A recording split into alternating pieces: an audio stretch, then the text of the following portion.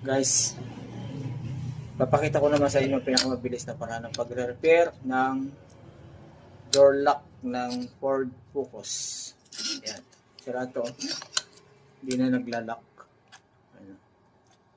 Ayun na mag-lock ko. Sira na yan. Kahit anong gawin natin, hindi siya naglalak. Ayan. Tanggalin natin yung mga tornilyo.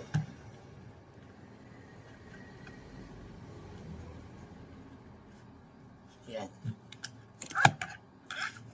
Ito lang po mag-repair niyan. Mabilis na paraan. Tanggalin natin yung tornilyo. 5.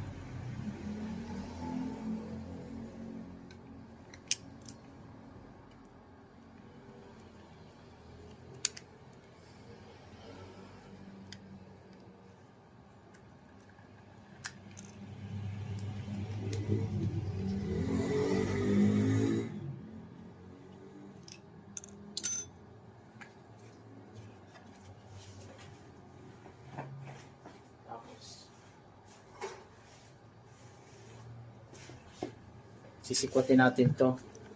So,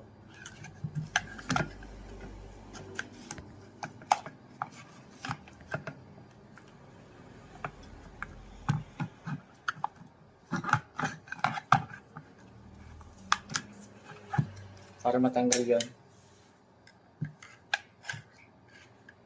kailangan to, dalawa na to. Ito yung lock niya, kailangan i-grinder natin to para matanggal siya, magbunot siya dito sa loob. Yes.